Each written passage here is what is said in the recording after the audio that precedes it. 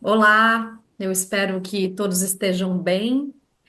A No Olhar está lançando o filme Nosso Desencontro, um curta documentário que traz uma temática delicada, complexa, sensível, mas muito importante de ser discutida, de ser debatida, que o processo de separação de irmãos durante as adoções. Essa temática a gente vem acompanhando já há alguns anos, né, uma história daqui da região de Campinas, no interior de São Paulo, e vamos contar por meio dessa história, dessa busca de uma mulher que há 40 anos quase foi separada de seus irmãos na hora da adoção. Vamos trazer então essa temática à discussão. E por isso, a gente, como tem se proposto com os nossos temas, com os nossos filmes, os nossos projetos, estamos aqui mais uma vez para aprofundar, né, para trazer um pouco de aprofundamento e de discussão sobre o assunto. Ana. Bom, agradecer a presença, primeiro da minha sócia querida, diretora do filme Marcela Varani, agradecer também a Cláudia Brito, que está aqui como intérprete de Libras, deixando esse encontro da gente mais acessível. Esse encontro em que a gente vai aprofundar essa temática, ele é uma contrapartida ao edital 29 de 2023. Então, esse filme ele foi realizado via Fomento Cultural, né, PROAC. E para debater esse assunto que é tão delicado, a gente convidou um especialista na área. Então, quero dar também o meu boa tarde, meu agradecimento ao Rafael Gregorian, que é assistente social e está trabalhando nessa área, né, na área de assistência há mais de 20 anos, tem muita experiência na adoção, na temática do acolhimento, na temática da proteção básica de jovens e crianças e também em casos de média e alta complexidade. O Rafael atualmente ele é coordenador de um dos serviços de acolhimento que é mantido, né, o Convívio Aparecida 2, que é uma unidade mantida pela Associação do Homem do Amanhã, da Guardinha de Campinas. Então, tem muito conteúdo que o Rafael vai compartilhar com a gente hoje a respeito desse tema. Rafael, muito obrigada por estar aqui. A gente está contando uma história de mais de 40 anos, né? De lá para cá, muita coisa mudou, mas ainda muitos desafios nas instituições, né? Então, eu queria que você começasse falando um pouco disso. Como é que funciona hoje? Quais são os critérios para trazer essas crianças para o acolhimento? Olá, tudo bem? Boa tarde. Primeiramente, obrigado pelo convite. É uma honra estar aqui com vocês, falando sobre um tema muito importante, como você bem colocou. Acho que a gente tem vários desafios hoje, né? Representar um serviço de acolhimento é um privilégio, por um lado, porque a gente sabe que o trabalho que a gente desenvolve aqui está transformando a vida de muitas crianças, muitas famílias, mas, por outro lado, um acolhimento nem sempre é visto como algo positivo, especialmente por trazer uma marca na vida dessa criança, né? Mas a gente sabe que o nosso trabalho ele tem muito valor e a gente tem esse desafio no dia a dia de poder construir, semear algo que possa realmente trazer um futuro melhor, né, para a vida dessa criança e das suas famílias, né? Bom, falar um pouco sobre hoje o serviço de acolhimento. O que é o serviço de acolhimento hoje, né? Vou dizer basicamente que o serviço de acolhimento é um espaço onde a gente recebe crianças e adolescentes de 0 a 17 anos, 11 meses e 29 dias, que foram afastadas do convívio familiar por vivenciarem alguma situação é, de violência, que estavam com seus direitos violados, e elas, por essa razão, foi identificado e a criança ela precisou ser acolhida, né, através de uma medida protetiva emitida pela juíza, foi acolhida e essa criança permanece nesse serviço, né? Eu diria que é uma casa, uma espécie de uma casa, muito familiar, eu diria, porque ela está muito distante daquilo que a gente via em relação aos famosos orfanatos, né, na década de 80 até o início da década de 90. E ela tem como objetivo central trabalhar, né, o resgate dessa criança, à sua família, né, aos vínculos familiares, e poder superar esse ciclo de violência, né, Então, o nosso principal objetivo é a reintegração familiar ou a adoção, né? Algo muito distante, como eu disse, do que elas vivenciavam na modalidade orfanatos, né? Até esse termo orfanato, ele já caiu, né, Rafael? Não é mais Sim, caiu. utilizado, não é adequado, né? Explica um pouquinho pra gente isso. Na época dos famosos orfanatos, né? Bom, primeiro é o que eu sempre explico para todo mundo, né? Essas crianças que estão aqui, elas não são órfãos, né? Elas têm famílias, né? As famílias passaram por um momento, vamos dizer assim, que algo que é muito importante da gente avaliar é como essas famílias também foram negligenciadas pelo Estado, né? Eu acho que esse é um ponto primordial para o início do nosso debate, né? Depois tem aquilo que a gente chama de violência transgeracional, né? Que é aquilo que passa de pai para filho, de pai para filho, e aquilo vai virando um ciclo sem fim, né? E quando não tem a atenção devida do Estado, né, para essa família, é quando começam a surgir, a se manifestar diversos fenômenos de violência dentro do seio familiar. E aí a criança sofre violência, né? O adulto sofre, a criança, né, sofre, e isso vai se reproduzindo, desculpa, sem fim. E aí essa criança muitas vezes precisa ser retirada, né, do contexto familiar de violência para ser acolhida aqui. Mas falava-se muito em orfanato porque não existia uma base legal na época dos orfanatos, né, até o início da década de 90, antes do Estatuto da Criança e do Adolescente, que veio em 90. Essas crianças, elas eram institucionalizadas, então elas passavam praticamente uma vida toda. Então, se elas fossem acolhidas com 6, 7 anos, a maioria delas ia ficar até os 18 anos de vida, completando a maioridade, para depois sair do serviço de acolhimento e ter que caminhar com seus próprios passos. Hoje não é diferente, a gente tem inclusive um tempo de permanência aqui que varia muito de 12 a 18 meses, né? Geralmente um processo aqui é muito temporário, né? Eu diria que até uma passagem, né? Claro que não dá para a gente, né, dizer que é uma passagem muito rápida, que para a criança não é, cada dia aqui é uma eternidade, mas é um tempo muito mais curto do que já houve lá no passado, né? Então o orfanato tinha aquela característica de ser institucionalizado, de ser impessoal. Os orfanatos, eles acolhiam muitas crianças, né, em grandes números. Hoje a gente tem aí, para vocês terem uma ideia, o serviço de acolhimento ele atende até 20 crianças e adolescentes, né, de 0 a 18, uma característica de um ambiente mais familiarizado, individualizado, com planos de atendimento individual à família também, né? Então, mudou-se muitas coisas, né? Então, quando alguém fala para você, olha, orfanato, tá, não é orfanato, tá? As crianças não são órfãs, elas têm famílias, elas são cuidadas aqui, a gente cuida também das famílias e ajuda as famílias a se reerguerem para que elas estejam preparadas para retomar o convívio com os seus filhos, né? E poder garantir, né, e proteger os direitos da criança e do adolescente. Quando se fala de irmãos, né, que é exatamente a separação que a gente traz no documentário, a preocupação também mudou ao longo dos anos, né? São muitos casos ainda de acolhimento de irmãos e de um cuidado extra que vocês têm que ter para não quebrar esse vínculo? Sim, a prioridade é a manutenção dos vínculos familiares, incluindo dos irmãos, né? Então a gente recebe muitos grupos de irmãos, né? Já recebemos grupos de 5, 6 irmãos. E aí é feito todo o estudo, né? Com um acompanhamento com essa família, né? Por uma equipe multidisciplinar, que é algo que mudou muito, né? Porque na época dos orfanatos não existia uma equipe multidisciplinar, ou se existia era limitada. Então você contava assim com um assistente social, por exemplo, mas não tinha um psicólogo, não tinha educadores sociais, não tinha pedagogos.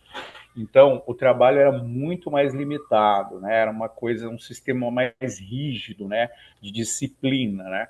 Hoje a gente trabalha com o foco de manutenção dos vínculos familiares. Então quando a gente recebe uma criança aqui, A primeira coisa que a gente vai fazer é estudar, fazer o estudo social dessa família.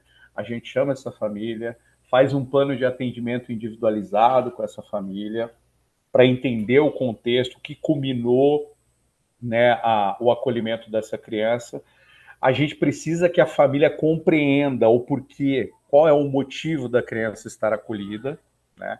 E isso é um desafio também para a gente, porque geralmente a primeira coisa que a família vê na gente é: olha, vocês são culpados, vocês tiraram a nossa criança de casa, tal, e não é verdade, né? Primeiro que não somos nós quem decidimos pelo acolhimento da criança, né? E sim os órgãos de proteção de direitos da criança e do adolescente e a vara da infância.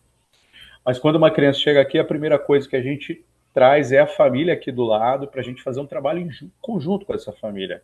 Deixar claro para elas que, né, elas não, a criança não está aqui por culpa delas e muito menos da criança. Então, a família precisa entender o que faltou naquele momento para garantir e proteger os direitos daquela criança. Então, quando ela compreende isso e a gente consegue elaborar um plano de atendimento com essa família, listando para ela, olha, o que, que pode, o que, que não pode ser feito, como que a gente vai trabalhar, quais os recursos que você tem, o que, que a gente pode fazer para te ajudar a você alcançar esses objetivos, a gente vai trabalhar priorizando, né, o retorno, o convívio dessa criança ao seu lar, ao seu seio familiar. Esse é o principal objetivo. Só que quando a família não reúne condições, ela não consegue, em hipótese alguma, avançar nisso, aí ou é a família extensa ou é a adoção, que a gente chama de família substituta. E a manutenção dos vínculos entre os irmãos é extremamente fundamental, né? Porque quando a gente fala assim das mudanças de paradigmas, de características de trabalho, de atuação dos orfanatos com os serviços de acolhimento, é exatamente isso. Hoje a gente conta com uma equipe multidisciplinar que faz esse trabalho e garante um trabalho articulado com o sistema judiciário, com a saúde, com a educação, né? Todos os serviços que atendem aquela família no território, para a gente justamente subsidiar ela de recursos para que ela consiga, junto com o Estado, garantir e proteger os direitos da criança. E aí, mesmo que com família, com crianças, com 5, 6 irmãos, a prioridade é que esses 5 e 6 irmãos estejam juntos e retornem juntos à sua família de origem. Mas deve Tá? ter um desafio quando essa família não tem condições. Por exemplo, as crianças acabam sendo destituídas e vão para a adoção. Encontrar famílias, aliás, que aceitem o desafio de recolher ou de dar assistência, né, de abrigar aí mais de uma criança ao mesmo tempo, vários irmãos. Isso é Sim. bem comum. E quando não acontece, como é que vocês trabalham para manter esse vínculo em famílias diferentes, por exemplo? São raras as exceções. Assim, são algumas exceções que acontecem da gente não conseguir manter realmente os vínculos entre os irmãos quando há adoções, tá? Então, vamos supor, a gente já teve casos aqui de 3 irmãos que foram adotadas juntas, porque a gente fez um trabalho com o sistema judiciário e o sistema judiciário conseguiu trazer uma família que estava mais aberta. A família tinha o desejo de adotar apenas uma criança, acabou adotando os 3. Né? Isso acontece. Mas acontece por um trabalho articulado junto com o sistema judiciário e um trabalho muito bem realizado aqui com a equipe e com as crianças. Tá? E essa é a prioridade, mas quando isso não é possível, vamos supor, vou dar um exemplo. A gente tem uma mãe que tem 5 filhos, certo? Desses 5 filhos, 3 deles são com o pai e outros 2 são com outro companheiro, certo? Então, o que, que acontece? Se durante o período de estudo social a gente identifica que a mãe não reúne mais condições, que não tem jeito nenhum das crianças voltarem para o convívio com a mãe, a gente vai priorizar o pai, certo? Só que aí, imagina uma situação em que você tem 2 pais, né? Um pai de 2 filhos e outro pai de 3. Então, é bem possível que crianças sejam separadas, esses irmãos sejam separados por essa realidade muito específica, é muito pontual, tá? Não vou dizer que é uma coisa comum, mas acontece. Mas a prioridade nossa sempre vai ser a manutenção dos vínculos. E se não for possível, por exemplo, com a mãe, um tio, um avô, uma avó, enfim, alguém que possa garantir da família extensa o cuidado para a manutenção dos vínculos entre os irmãos. E mesmo assim, quando, por exemplo, já teve casos assim, né, da gente fazer uma adoção de 3 irmãos e os outros 2 irmãos irem para o pai, para o genitor, certo? E a gente conseguir garantir que os irmãos mantivessem esse vínculo, né? Mesmo que não conviverem na mesma casa, mas terem essa proximidade. Então, isso é feito, esse trabalho junto com o Poder Judiciário, né, com a família substituta que está adotando aquelas crianças, em relação ao pai, ao genitor daquelas outras 2 crianças. Isso acontece, tá? Não. Mas não é muito comum.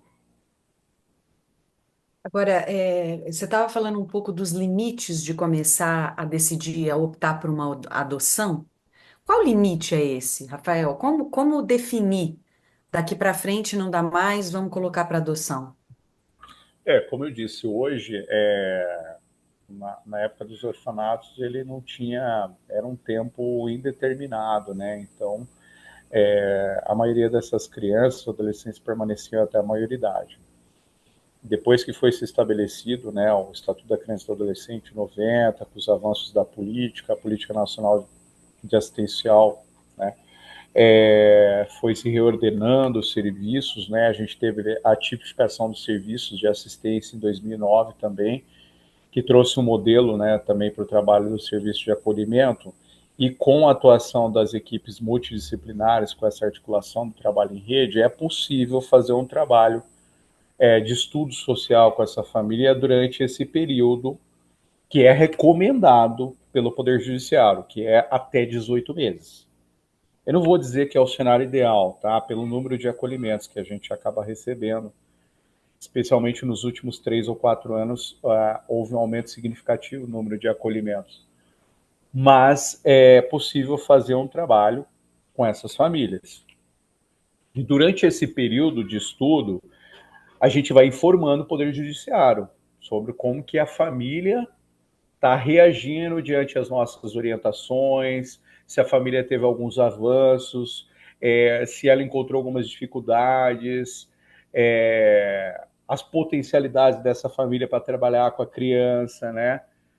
Como que tem sido o trabalho de fortalecimento de vínculos, de afetividade, de conexão dessa família com a criança durante os espaços de visitas, de monitoramento, de acompanhamento das equipes.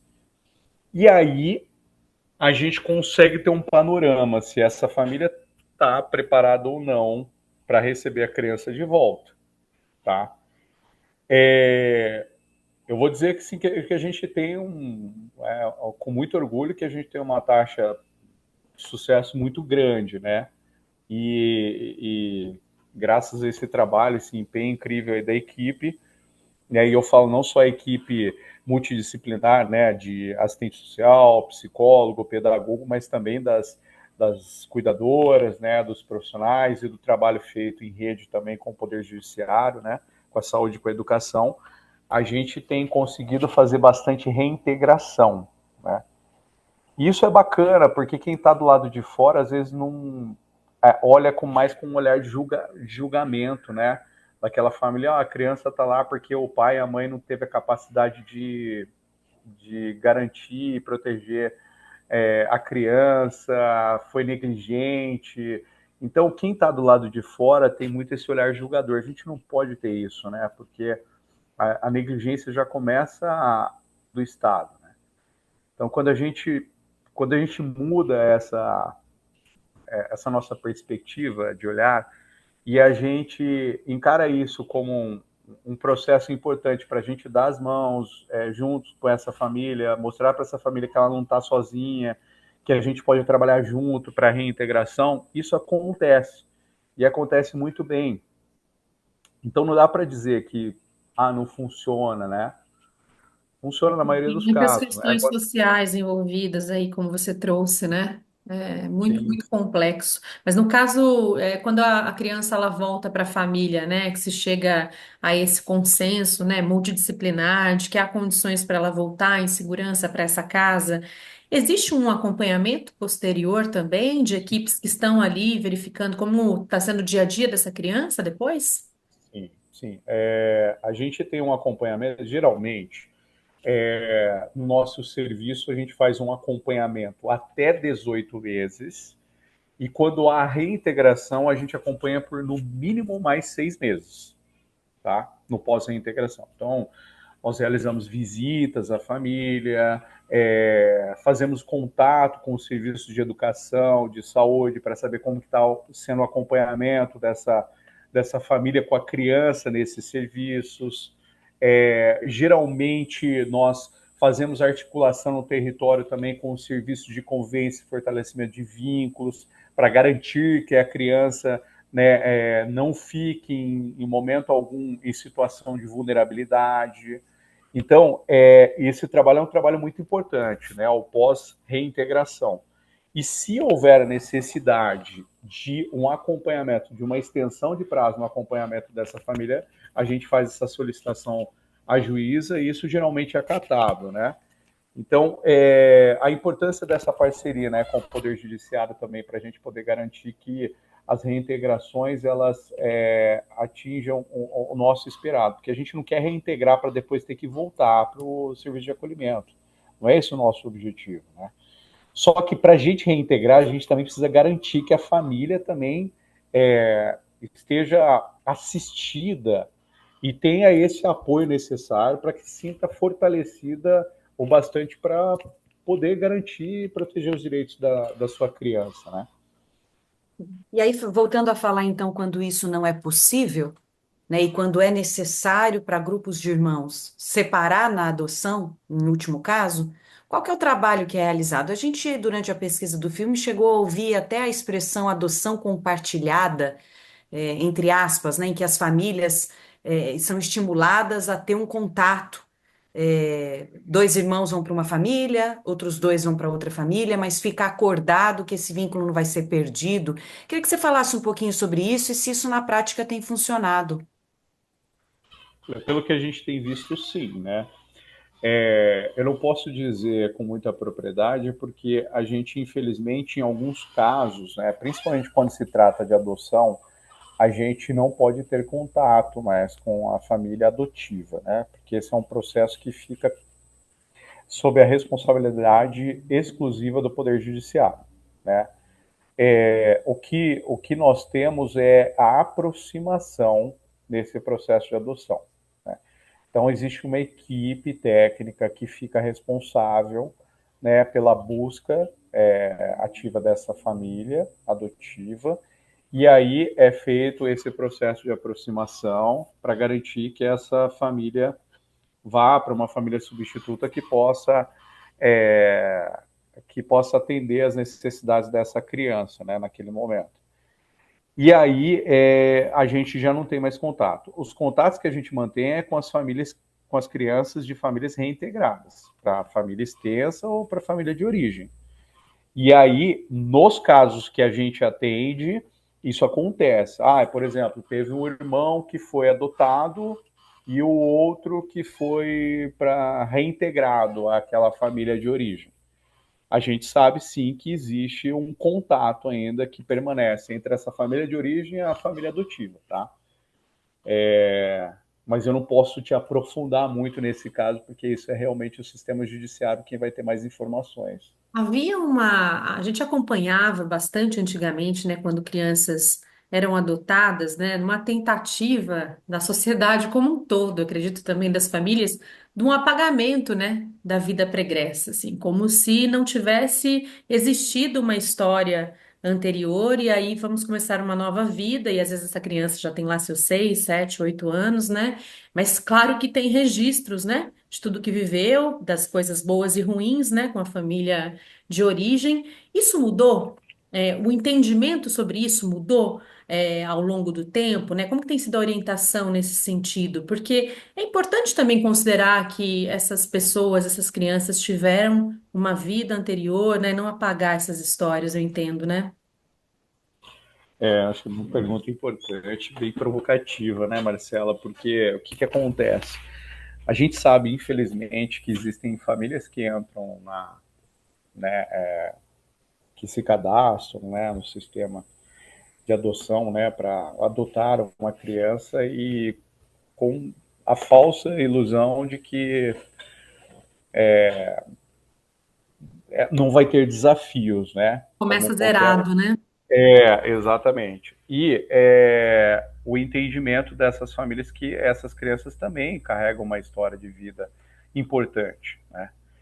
E, e tudo que a gente faz aqui, né? Eu volto a dizer assim que a gente não trabalha diretamente com as famílias adotivas, mas a gente sabe que existe um trabalho muito importante por parte do Poder Judiciário, das equipes técnicas, né, que ficam responsáveis por esse processo de adoção, de trazer à tona a realidade que essas crianças já vivenciaram e a importância de não apagar a história de vida dessas crianças, né?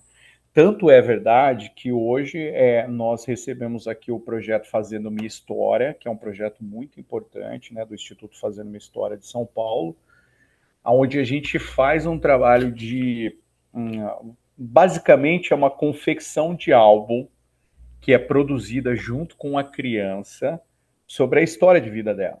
Essa Então a gente biografia pega toda é considerada. biografia, isso todo o tempo, desde a família de origem, a gente consegue coletar algumas fotos até com a própria família, né? Algumas informações importantes, né, daqueles momentos, e a gente vai trabalhando esses registros, né, um álbum, e aí a gente faz isso até durante o período de acolhimento, porque o período de acolhimento também não pode apagar.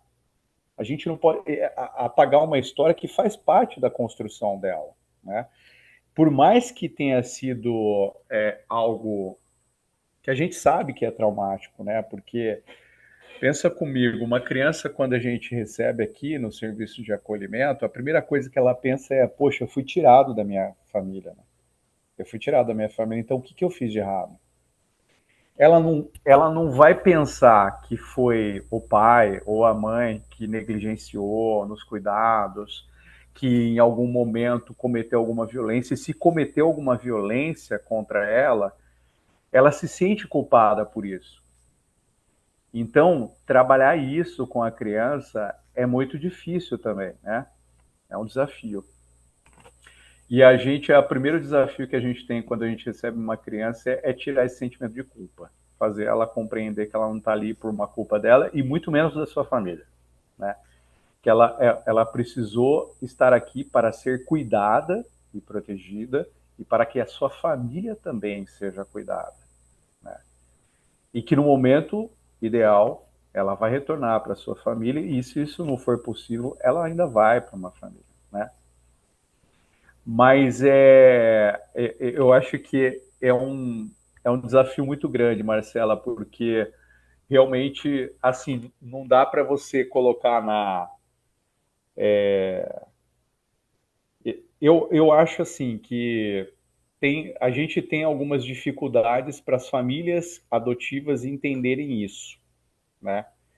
E aí elas falam assim: ah, bom, olha, eu vou dar uma outra condição de vida para essa criança, eu vou entregar isso, eu vou entregar aquilo, mas na verdade, ela precisa compreender que existiu uma história, né? E que essa criança não, a gente não pode apagar essa história de vida, muito pelo contrário, a gente precisa ressignificar essa história.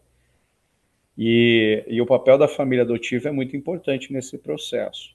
Quando uma família adotiva entende que é um novo capítulo da vida dessa criança, eu acho que as coisas se tornam mais fáceis. Então, o projeto Fazendo uma História traz muito isso, né? A gente implantou esse projeto aqui do Instituto Fazendo uma História aqui dentro do abrigo porque a gente entende que isso é fundamental, que a criança saia daqui, né? Que ela tenha escrito mais um capítulo importante da vida dela e que a vida vai seguir, que ela vai escrever novos capítulos no seu livro da vida, né?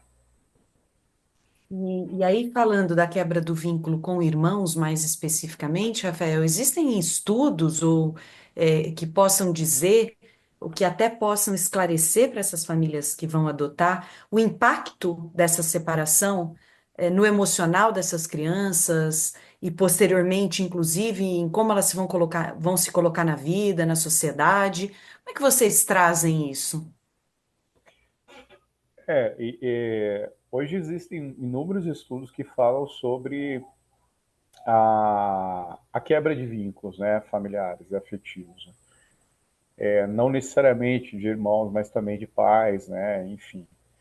E isso a gente vê muito no abrigo, às vezes, de crianças, por exemplo, que sofreram violências severas na família, assim, né? Violências físicas, violências sexuais, e que, mesmo assim, tem uma dificuldade muito grande de se desvincular da figura paterna e materna. É um negócio realmente, assim, que nos surpreende, assim.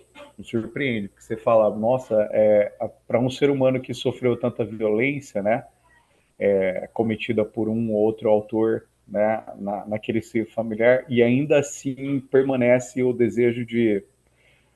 Eles costumam dizer, tio, se eu tiver que sair, se eu tiver que voltar, que seja para meu pai e para minha mãe, eu não quero mais ninguém. É muito difícil isso. É muito difícil. Assim como uma criança que vai para uma família adotiva, nem sempre dá certo também. Porque aquela criança ela não aceita o fato de ter sido separada do pai e da mãe.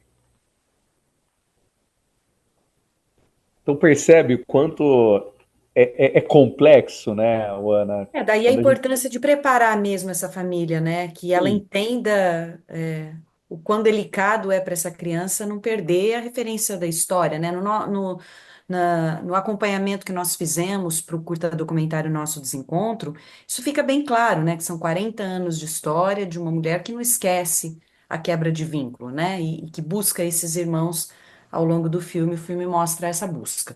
Mas, no caso específico, você acha que o serviço tem conseguido convencer essas famílias? Vocês têm percebido diminuição de separação mais contundente, vamos dizer assim, depois do ECA? olha, é o que eu disse, né? Na época, depois do Estatuto da Criança e do Adolescente, né, com os avanços aí da política de assistência, tem se visto cada vez menos, né, a separação de irmãos, principalmente pelo trabalho articulado com o Poder Judiciário, que tem tido esse cuidado também, né, de garantir. E aí a gente tem uma realidade. Eu posso dizer isso com muita propriedade, porque há menos de 2 anos a gente fez uma adoção de 3 irmãos, né? E como eu disse, só a família tinha o desejo apenas de adotar um deles. E deu super certo, né? Porque foi feito esse trabalho. A gente fez um trabalho de sensibilização com o Poder Judiciário. O Poder Judiciário compreendeu a necessidade, porque a gente traz muito essa questão quando a gente evidencia uma relação muito forte, muito afetuosa entre os irmãos. E quando a gente percebe isso na prática, no dia a dia com esses irmãos, a coisa que a gente mais trabalha aqui com o Poder Judiciário vamos procurar garantir uma família que esteja aberta para adotar os 3 irmãos. Não dá para a gente separar esses irmãos. E isso deu certo, pelo menos durante o período que eu estou aqui para hoje, a gente nunca separou. Né? Eu estou falando aqui no serviço de acolhimento. Tá? Casos que foram separados foi o que eu falei para vocês. Né? Eu tenho uma mãe que tem 3 filhos, 2 de um pai e um de outro. E a mãe perdeu, né, o poder familiar, né? E essas 2 crianças foram para adoção, mas houve a manutenção dos vínculos entre esses 2 irmãos. E um terceiro, que era o mais velho, que não tinha vínculo com esses 2 irmãos, porque cresceu em outros serviços de acolhimento, afastada já do convívio dessas 2 meninas, se manteve com o outro pai. Então isso pode acontecer, tá, gente? Mas, assim, são casos mais raros, né? Apenas algumas exceções. Mas a gente trabalha muito a manutenção dos vínculos, especialmente entre os irmãos, né?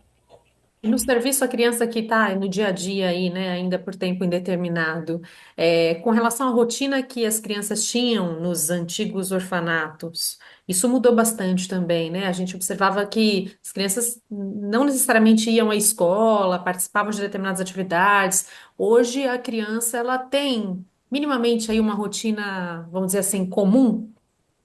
Sim, sim. As crianças frequentam a escola como qualquer outra, centros de saúde, fazem acompanhamento, exames, vão para terapias, participam de atividades recreativas. Nesse momento, inclusive, já foram para um passeio, né, das ações do 18 de maio, né, do combate à exploração sexual infantil, né? E então, assim, vivem uma vida como qualquer outra, porque hoje é um ambiente muito mais familiar, né? Familiarizado, individualizado, né? Antigamente não, né? Era difícil ter que usar esse termo, mas era uma realidade, era mais um depósito, né? Um espaço onde se reunia um monte de crianças ali que ficavam ali até completar, na maioria das vezes, a sua maioridade, né? Então, o sistema era muito mais rígido, baseado na disciplina. Hoje, não. Hoje é um trabalho em que é um trabalho feito com individualidade. Por isso que a gente tem um plano individual de atendimento para cada criança, para cada família dessas crianças. A gente respeita as decisões dessas crianças.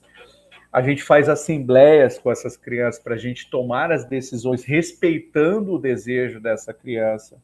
Claro que sempre com muita responsabilidade, mas tudo que a gente faz aqui é para a gente desenvolver a sua integralidade, o seu protagonismo, a sua autonomia. A gente prepara eles para uma vida, né? Vida em família e vida quando atingir a vida adulta, né, a maioridade, elas poderem caminhar com as suas próprias pernas, porque infelizmente ainda tem casos de crianças que permanecem até completar sua maioridade e elas precisam ser preparadas para o futuro, né?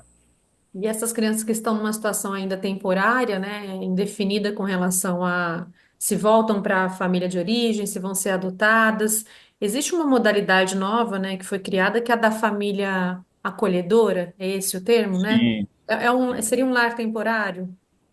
Seria um lar temporário, né? Geralmente ela está entre os 0 aos 3 anos, então quando uma criança, um bebê, né, ele é acolhido, né, ao invés de ele ir para um serviço de acolhimento, para uma casa onde tem mais 19 crianças lá naquele espaço, ela vai para uma família acolhedora, né?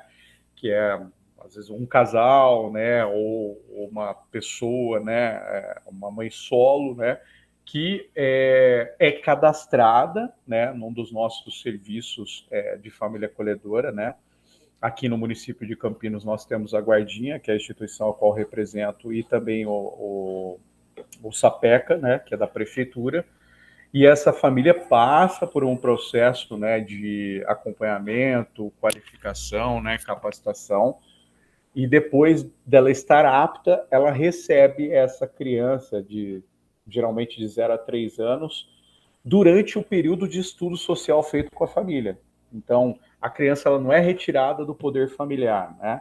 Ela é afastada do convívio familiar, ela fica no ambiente familiar, né?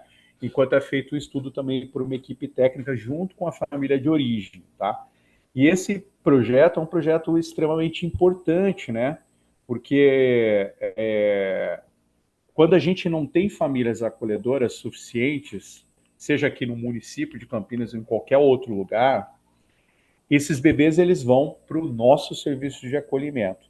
E não que aqui não seja um espaço protetivo. Ele vai ser um espaço protetivo. Mas para uma criança que está na primeira infância, é imprescindível que ela esteja dentro de um âmbito familiar, né? Então, a família acolhedora é extremamente importante. Por isso que esse programa precisava de pessoas e mais pessoas com interesse, com desejo genuíno de participar desse programa, para justamente poder nos ajudar e nos apoiar nesses acolhimentos, né, na primeira E aí infância. essa criança fica por tempo também determinado com essa família, Rafael? Fica. Acolhedora, no caso? Seria mais ou menos o mesmo período que nós permanecemos com as crianças aqui, né, que é de 12 a 18 meses, né, em alguns casos até um pouquinho antes, a família, se a família estiver apta, né, ela pode, a criança pode ser reintegrada ao convívio familiar, E é mas realmente melhor que ela fique com a família acolhedora do que na instituição. certamente, certamente. Um bebê, o cenário ideal para uma criança, para um bebê de 0 a 3 anos, é que ela esteja dentro de um espaço totalmente familiar, né? E a família acolhedora traz isso, né? O serviço de acolhimento não, por quê? Porque a gente tem rotatividade de profissionais. O que é essa rotatividade? A gente trabalha aqui no serviço de acolhimento em 3 turnos. Então eu tenho 17 cuidadoras, e agora tenho mais 4 ainda para iniciar com a gente, ou seja, eu vou ter 21 cuidadoras que vão trabalhar em sistema de rodízio aqui. Então, uma criança de 0 a 3 anos, por exemplo, ela precisa estar no colo de uma mãe, né? Ou de uma pessoa, de uma referência. Ela precisa construir essa referência, e a referência que ela constrói é nessa primeira infância. E aí, no serviço de acolhimento, ela nunca vai construir essa referência, não é o lugar ideal para ela. Na verdade, nenhum serviço de acolhimento é ideal para alguma criança, né? Mas diante de um cenário de violência, de violação de direitos, ela se torna imprescindível, né? Pelo menos para garantir e proteger os direitos da criança durante aquele período, até a gente conseguir trabalhar com a família, né? Mas uma família acolhedora é imprescindível para crianças de 0 a 3 anos. E aí, só para a gente entender, para estar apto para isso, tem todo um trabalho de preparação dessa família também. Sim, sim. A primeira coisa é o desejo da família em realmente, né, se candidatar, né, e ter esse desejo genuíno de poder cuidar de uma criança, né. E é claro, natural que essas famílias acabam se apegando, né, à criança, a construir uma relação de muito amor e tal, mas é por isso que existe uma preparação toda, né, com essa família, encontros que acontecem periodicamente com essa família, um acompanhamento de uma equipe técnica também, multidisciplinar, para poder trabalhar com essa família, né, porque tem que ter uma preparação psicológica para isso. Mas é um trabalho incrível, né? Eu acho que se as pessoas tivessem a oportunidade de conhecer mais de perto, né, sobre esse programa, seria muito bacana e a gente conseguiria preencher uma lacuna, né, muito importante aqui no município, que é esse alto volume de acolhimentos de crianças na primeira infância que tem acontecido no serviço de acolhimento. E as famílias Justamente interessadas têm que procurar a guardinha, é isso. elas podem procurar a Guardinha ou Sapeca, né, que é da prefeitura, né, de Campinas, e elas podem manifestar o interesse, né, elas podem fazer a inscrição, e aí é feita toda uma orientação lá depois dos próximos passos para que ela possa se tornar uma família apta Só para a gente a ser. concluir aqui, me vem também, você estava falando da preparação da família, né? Mas me vem também que o quanto essa equipe toda tem que estar muito bem preparada, né? Essa equipe multidisciplinar, a que trabalha no serviço de acolhimento, a que lida com as famílias, seja a família de origem, né? Seja a família acolhedora ou a que vai fazer a adoção, os próprios voluntários, né? Como é que é isso? Com os voluntários, nós fazemos reuniões informativas, né, e um trabalho todo de preparação, né? Porque quando uma pessoa entra aqui, né, primeiro que ela precisa assinar um termo, né, de responsabilidade, né? Porque as crianças aqui estão sob segredo de justiça, a gente não pode expor a imagem dessas crianças também, né? A gente sabe que tem casos que a gente acaba atendendo, né, que são veiculados muitas vezes na imprensa, né?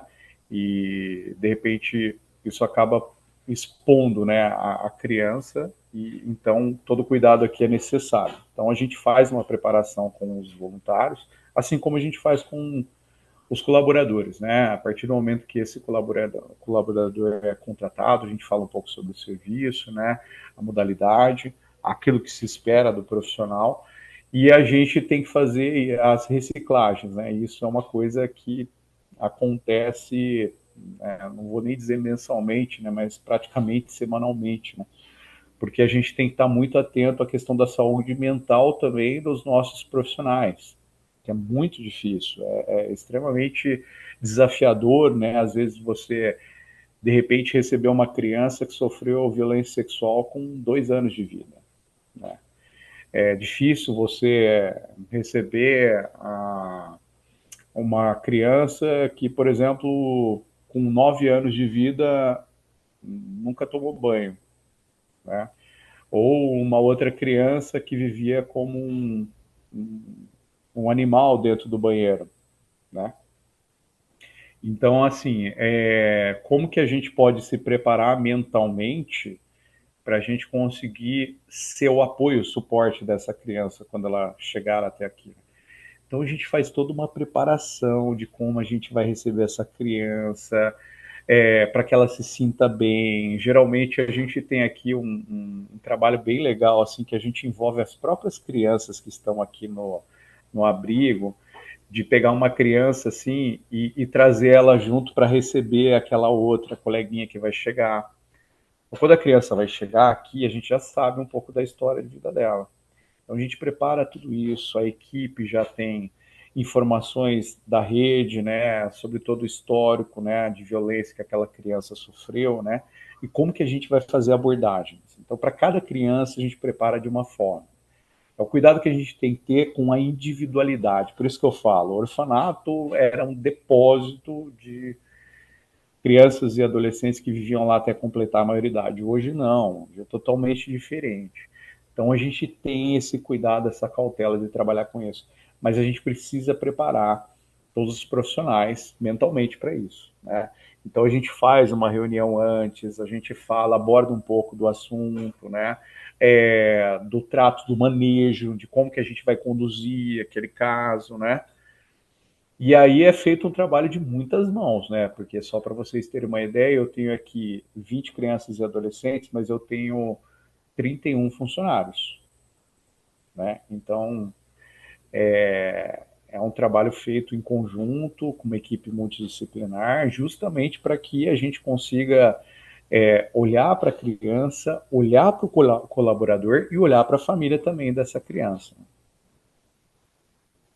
São muitas nuances que têm que ser trabalhadas aí para esse processo tão bonito, né? Que vocês conseguem muitas vezes salvar tantas vidas, né? Rafael, quero agradecer esse aprofundamento no tema com a gente. Perguntar se você teria nesse assunto mais alguma coisa a pontuar, quer deixar uma mensagem final? Eu acho que a única mensagem que eu quero deixar é que a gente não perca a esperança no próximo, né? Eu acho que essa talvez isso que eu tenha aprendido, né? Depois de muitos anos trabalhando na assistência, eu tive o privilégio de aprender isso, vivenciando a realidade do serviço de acolhimento institucional. Quando a gente está do lado de fora, às vezes as esperanças são poucas ou praticamente nulas, né? Quando a gente evidencia uma situação de violência naquela família, E, e como eu disse, né, a gente fica muito no lugar de julgar, né? E quando a gente entra e mergulha nesse mundo, no mundo dessas, na realidade dessas famílias, a gente consegue compreender que é muito mais complexo, né? E que tem muito mais coisa que a gente pode fazer enquanto cidadão, e eu não falo não só enquanto serviço de acolhimento, mas enquanto pessoa, né? Enquanto ser humano, enquanto sociedade, né? Que a gente pode fazer pelo próximo para a gente poder resgatar vidas, né? Porque o acolhimento é sim um processo muito doloroso para a criança, né? A gente protege enquanto a criança está aqui, a gente faz um trabalho com a família, mas é traumático também. É uma marca que vai ficar na vida dessa criança e da sua família por toda uma eternidade, né? Mas é muito importante também que a gente não perca a fé, a esperança em relação a esse trabalho que a gente vai desenvolvendo no dia a dia, porque a coisa mais bonita de se ver é quando uma criança sai daqui de dentro para fora com a sua família. Isso para a gente é muito gratificante, porque a gente percebe que uma nova história está se escrevendo, né? Muito obrigada. Acho que nesse processo também de pesquisa do filme, o Rafael é um dos entrevistados do curta documentário Nosso Desencontro. A gente aprendeu mais ainda o quanto é importante olhar a criança como um sujeito e não como um objeto das relações, né? Ela não é um tapa-buraco de histórias, ao contrário, né? Ela é um sujeito, ela é protagonista, né? Quero convidar então todo mundo a acompanhar as redes sociais da No Olhar, para ter informações sobre o curta documentário. Agradecer mais uma vez o Rafael, agradecer a Cláudia Brito, que esteve aqui deixando esse encontro mais acessível, minha parceira, amiga, companheira de tantos anos de trabalho, Marcela Varani, e reforçar que então esse encontro foi uma contrapartida ao edital PROAC 29 de 2023. E ficamos por aqui. Muito obrigada mais uma vez para todo mundo, gente. Um abraço, gente. Obrigada, viu? Até a próxima. Obrigado. Até a próxima. Tchau, tchau, pessoal. Tchau.